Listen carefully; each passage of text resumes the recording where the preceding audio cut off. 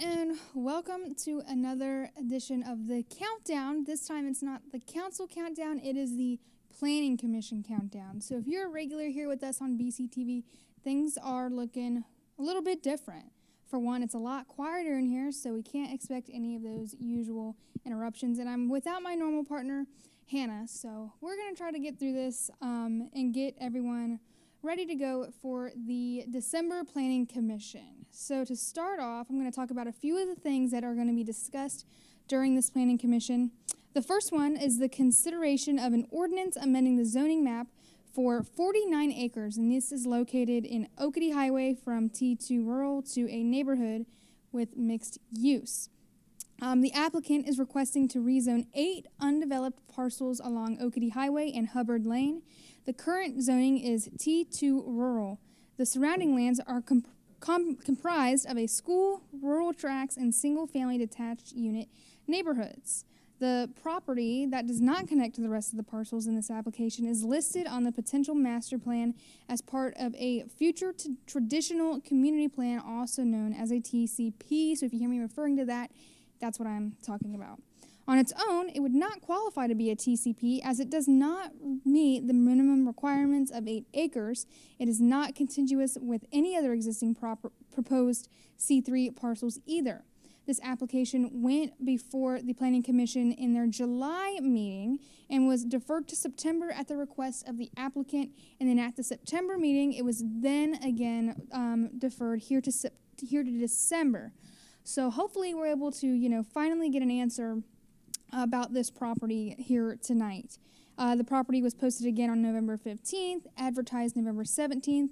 Neighbors within 500 feet of the properties of this application were also notified via letter.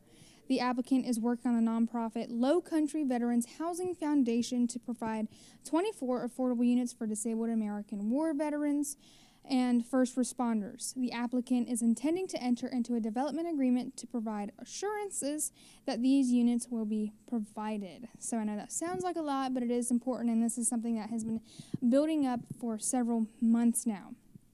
Something else that's going to be discussed tonight is the consideration of a text amendment to the Community Development Code, which is Appendix C4, the Buckwalter Parkway, to update access management standards. And then the last thing that's going to be discussed is the adoption of the 2025 Planning Commission meeting schedule. All of those meetings through 2025 are going to be held on the first Monday of every month, except for September because of Labor Day. And every single one of the meetings are going to be right here in the County Council chambers, all starting at 6 p.m. But that is, there's a lot more that can be expected tonight. So as always, you can also access the agendas online at BeaufortCountySC.gov, and you can always tune in and you can watch any past Planning Commission meetings on our BCTV YouTube or on our website. So for now, we're going to move on to some different county announcements. So County Council member Gerald Dawson is going to be hosting an informational district meeting on December 8th, so this Sunday at 5 p.m. The meeting is going to be held at Burton Wells Recreation Complex at 1 Middleton Drive in Beaufort. He is going to have some guests there with him, so that's going to include Eric Brown, the Director of Beaufort Parks and Recreation, as well as Dr. LaFrance Ferguson, a navigator, who's going to be there to discuss the open enrollment and the eligibility of the premium tax credit. If you have any questions, contact Councilmember Dawson at 843-986-7265, or of course at his email, gdawson@bcgov.net. You may be wondering, what is this tax thing we're talking about and what is open enrollment? Well, getting ready to tell you. So the State 2% Accommodations Tax Committee is doing a second round of grant funding. In order to apply for this year's State 2% A-Tax grant, the State's Accommodations Tax Committee is hosting another workshop to help ensure proper application and expenditures of funds. This will also allow applicants to ask questions and get a better idea of the process. The workshop is going to be held once again here in the Beaufort County Council chambers on Wednesday, December 4th, and this is going to start at 9 a.m. and it's going to last roughly 2 hours. So if this is something you're interested in, you can hopefully try to find the time to come down here to the council chambers. The workshop is actually mandatory for anyone who has not attended one of the previous workshops hosted by the county. So if you've been to one already, you don't have to worry. But if you haven't, might be pretty important to try to make it to this one. It's open to all potential applicants seeking additional information, and applications for the second round of funding will be accepted beginning on Monday, December 2nd, so yesterday, and it goes through January 15th. As a reminder, this is a grant process for projects and events increasing tourism. Grant requests must not be used as an additional source of revenue to provide services normally provided by the county, but to promote tourism and enlarge its economic benefits through advertising, promotion, and providing those facilities and services which enhance the ability of the county to attract and provide for tourists. Tourism-related expenditures include advertising and promotion of tourism so as to develop and increase attendance through the generation of publicity, promotion of arts and cultural events, construction, maintenance, and operation of facilities for civic and cultural activities.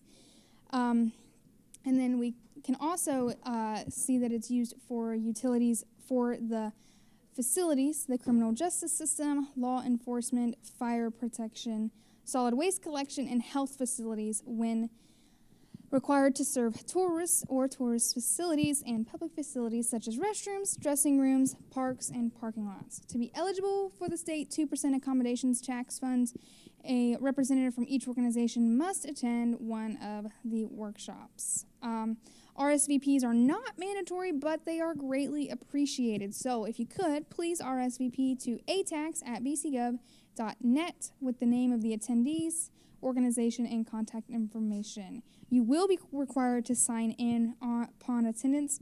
And if you have any questions, please contact Ms. Bryson Campbell, Senior Accountant for Beaufort County Finance, at 843-255-2316 or at her email, Bryson, brycen.campbell@bcgov.net.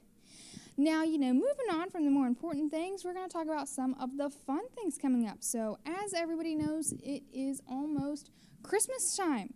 There are so many great Christmas events coming up. The first one, this Saturday, will be the Bluffton Christmas Parade, and that's going to be at 10 a.m. It is going to be live streamed right here on BCTV. So if you maybe don't want to face the cold or you want to see it, but you want to stay in your house, we got you covered. You can come right here and view it. There's also going to be the annual Beaufort County annual Christmas tree lighting.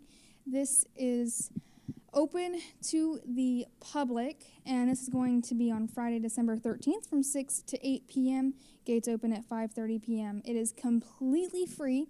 There is going to be face painting, crafts, food trucks, lots of music, and holiday cheer. This is also going to be broadcast live here on BCTV. This is going to be such a fun event. We want everybody to come out, and I know different departments here within Beaufort County are going to be designing their own trees, so the public is also invited to come out and, vote on your favorite tree, as well as, just enjoy some nice holiday spirit. We also, coming up, have an array of live sporting events that are going to be broadcast on BCTV. That's been something new we've introduced this last year in our partnership with Javon Livingston over at Beaufort's Own. So you can check out our social media or our live schedule to see what's going to be broadcast and when, and maybe, one of your local favorite schools will be one of them. But if you're just tuning in here with us, we want to remind everyone this is not a county council meeting. This is actually a planning commission meeting that's going to be starting at 6 p.m. But at 5:30 p.m., there's going to be a workshop. So we're just, giving everybody a quick rundown before things are getting started. December is kind of a slower month for meetings. So we hope that you're able to tune in. I know next Monday, the 9th, is our next county council meeting, and I'm sure there's going to be a lot of very important things on the docket there. And just a quick overview once again of the things we can expect tonight is the consideration of an ordinance amending the zoning map for 49 acres, and this is going to be located out on Oakety Highway from T2 rural to a neighborhood mixed use C3, as well as consideration of a text amendment to the Community Development Code, the CDC, out at Buckwalter Parkway to update access management standards, And as well, they're going to, of course, adopt the 2025 Planning Commission meeting schedule. And as a friendly reminder, every first Monday of each month, aside from September, because Labor Day, all of those meetings are going to be held at 6 p.m. right here in County Council chambers. And just a friendly reminder for anybody that is looking for any more information on anything, whether it's county council, whether it's, planning commission, any of our meetings, you can always find the agenda packets online at BeaufortCountySC.gov. Anything is in, there's even past dockets, past agendas, and you can also find any past meetings on our YouTube as well as on our website at BeaufortCounty.tv. Speaking of BeaufortCounty.tv, there's a lot of fun programming going on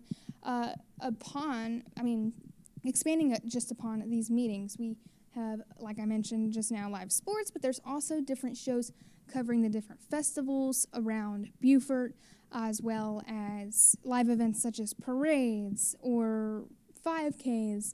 We are really trying to, expand beyond what we've done in the past to make things even better, and we want it to be something that the people of Beaufort want to tune into. There's also an art show, as well as a lot of local programming, a show that covers the different schools. So I know everyone over at Beaufort County TV has been working very hard the past couple of years to really transform the channel into what it is. So just want to give a little bit of a shout out to them, and you can find them on any device, including Roku, Amazon, Fire Stick, wherever you're watching us right now.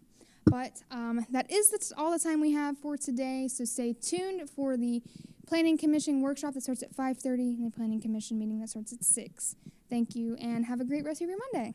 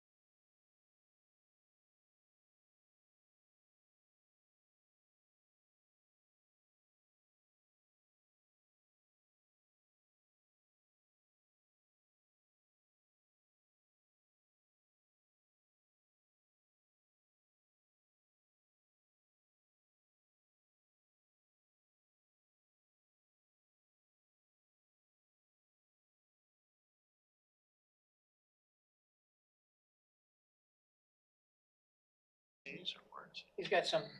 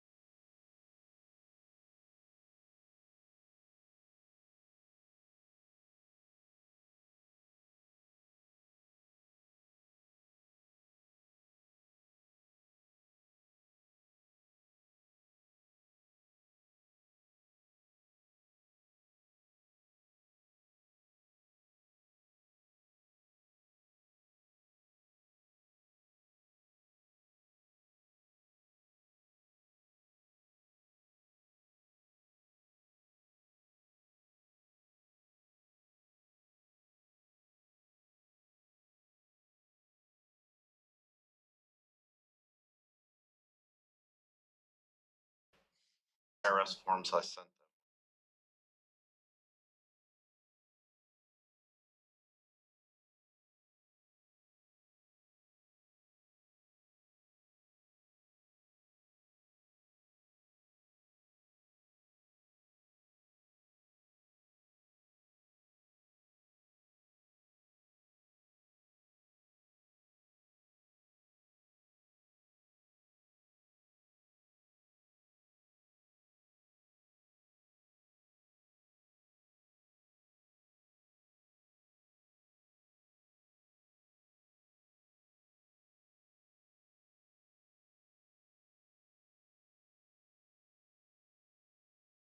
Abilities, et cetera, et cetera.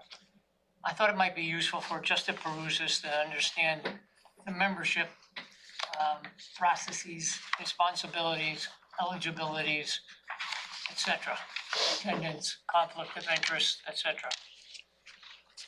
So we'll get into a discussion of that as we move forward. I guess we're just waiting for a couple and then Yeah, why don't we just give it a few more minutes and okay. see if anyone else shows up and then we can. Did you complete your conflict of interest? Yes, I believe I did. I know I did, because Ed sent them to us, and there was like a two-part. One was with the training, and then the other was conflict of interest, and I did send back the conflict of interest. Yeah, your email was, if you haven't done your training, and you Right, specifically said who hadn't done it, right, and then the otherwise ignore that part or do the conflict of interest. So that was your email. Trying to see. Doesn't look like it's ringing a bell. Where someone said they weren't gonna. Six hours from me. Yeah, that was Right, Pete. first year Yeah. at 6, yeah. No, I got Because those, I his just job need the keeps- conflict, keeps I him didn't often receive late to one. our You did not? public meeting. Stand by. And they've misplaced nobody can send me a certificate and they can't find it. Do we control the heat in that room? I hope it's warmer than it is in here. This is, That's why I wore a jacket today. Well, look at it this way, it'll get everybody out of there quicker. yeah, you won't hope. Maybe all those bodies will keep them. We may need See, it to there's start a out method to cold the because it madness. could heat up in a hurry.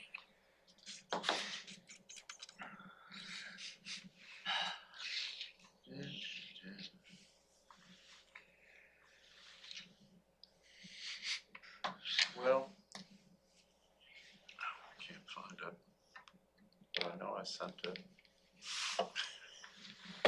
Send it again, or I mean, I can check on my computer. This is limited, so I'll check and no, I have it.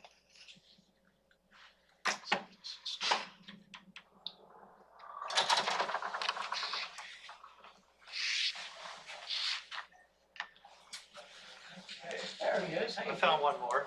doing? All right, good.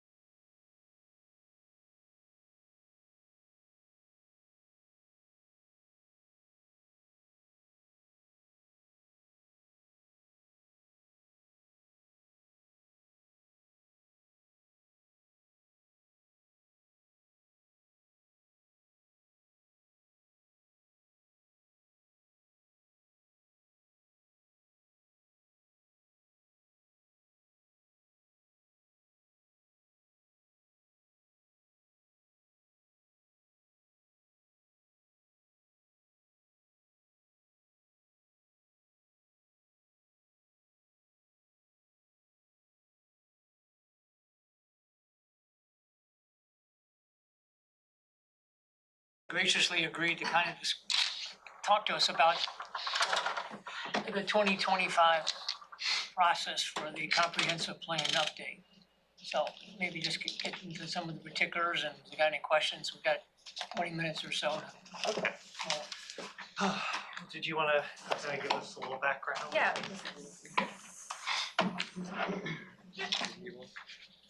Yeah, she needs one. All right, So,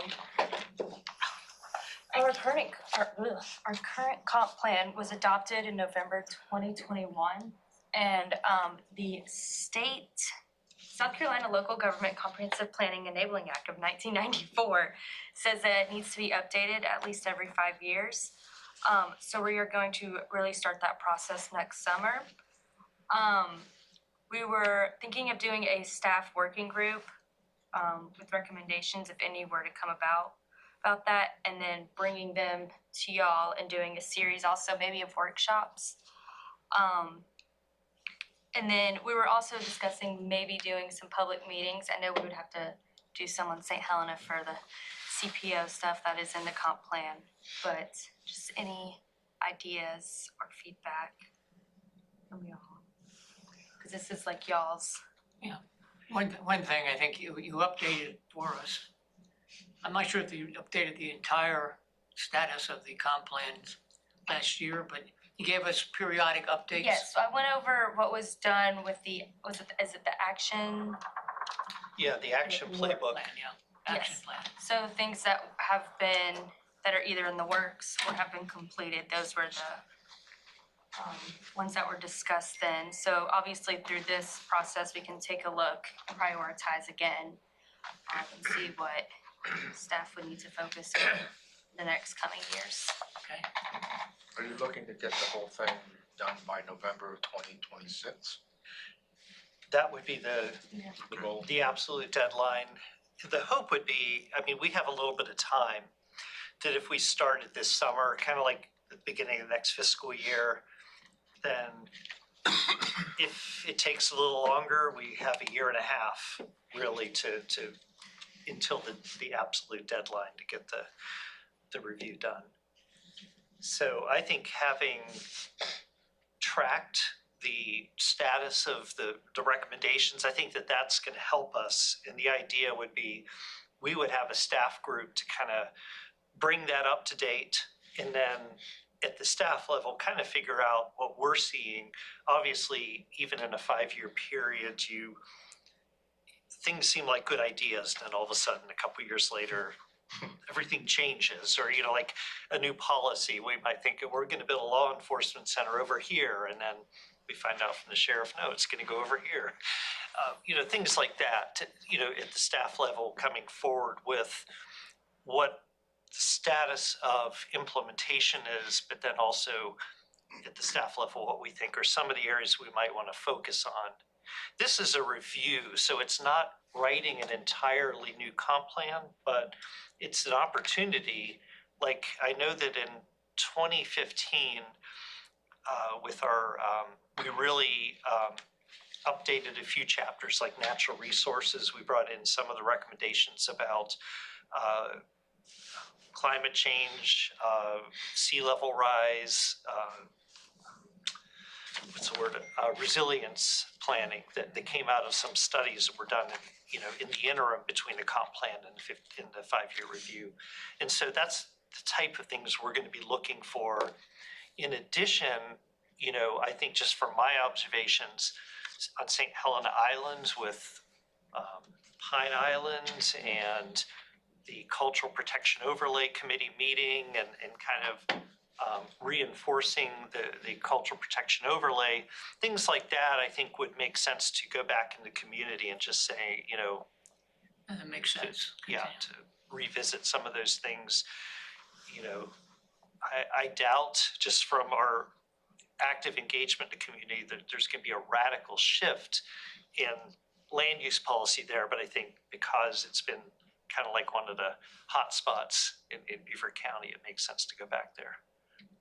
Those are just some thoughts, but I think what we're interested in hearing from you is kind of your thoughts about Planning Commission. When you go to the state planning enabling legislation, the number one job is the comprehensive plan. So, and sometimes, a lot of times, local communities, we hire a consultant, staff is working with a consultant, and we come by and we bring it to the Planning Commission. But I think the 5-year review is an opportunity for you to. It's a good learning experience. Yeah, Just and to have the dialogue with stakeholders, key stakeholders.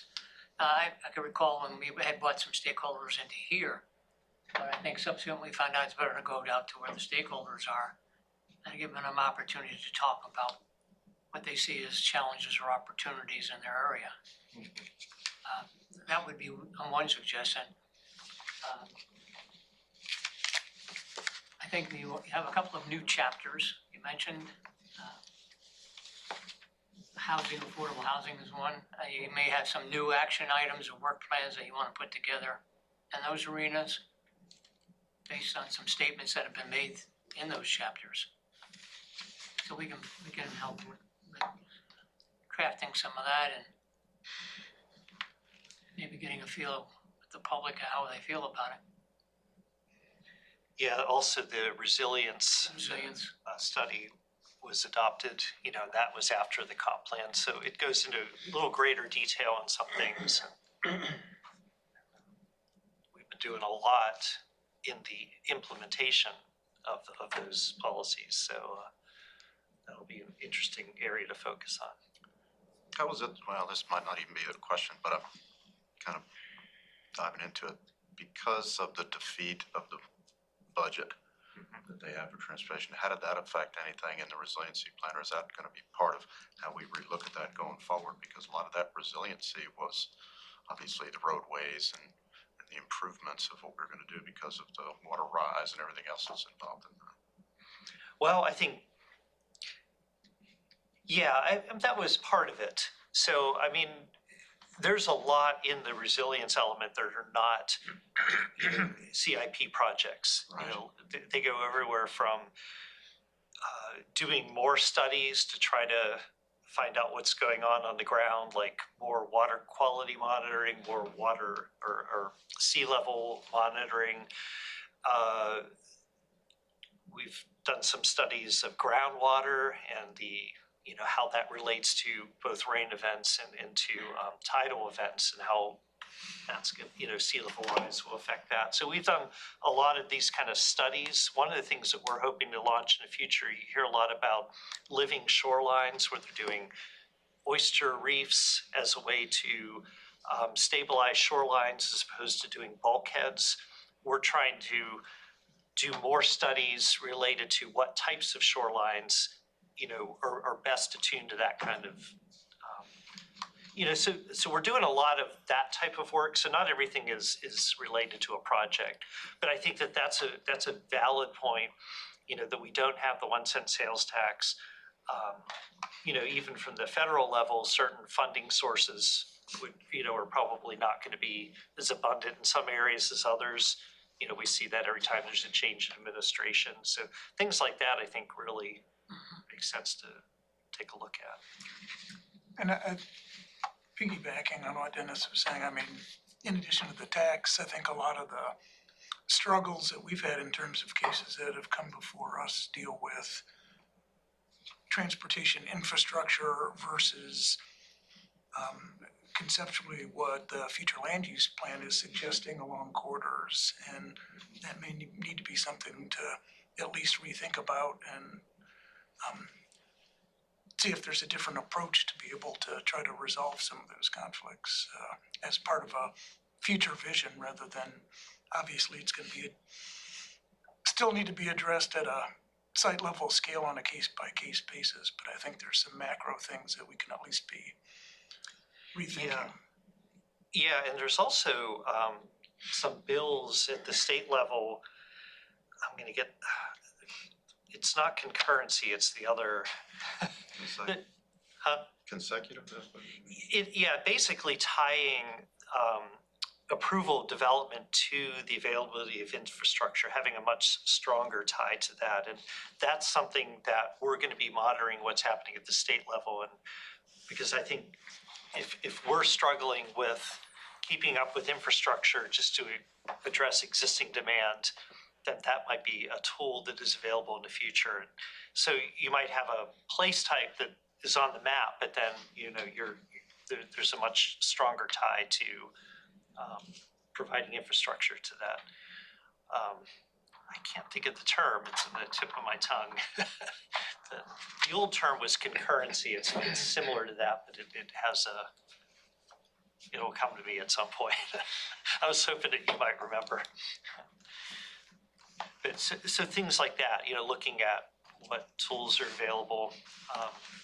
We're interested at the staff level to try to come up with better tools for promoting affordable housing, because right now, especially with rezonings, and I think as you'll learn tonight, a lot of times the only tool available is a development agreement. And so that means it's outside of the reach of the planning commission. You're looking at the zoning amendment, but it's also, if a development is smaller than 20 acres, or I think it's 20 or 25, for a development agreement, then you can't use it. And so this question about affordable housing, there has to be a better tool to tie that to some of these upzoning. So these are things that we want to look at in the future.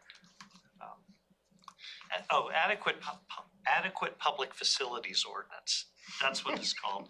And then this, I know, that's why I have so many buzzwords going through my mind, but that's what is currently in the state legislature that they're looking at. So we're following that closely. Adequate what? Adequate public facilities. So, Learn something every day, Kristen. yeah. Do you have a calendar timeline in mind to begin this process, or? You said this summer, but I mean, you're gonna ramp up with getting a planning team together, kind of do a timeline of what you wanna accomplish and set some objectives and so on? Yeah, I mean, I think the first thing would be being able to provide the planning commission with a status report. And I think that would start at the staff level.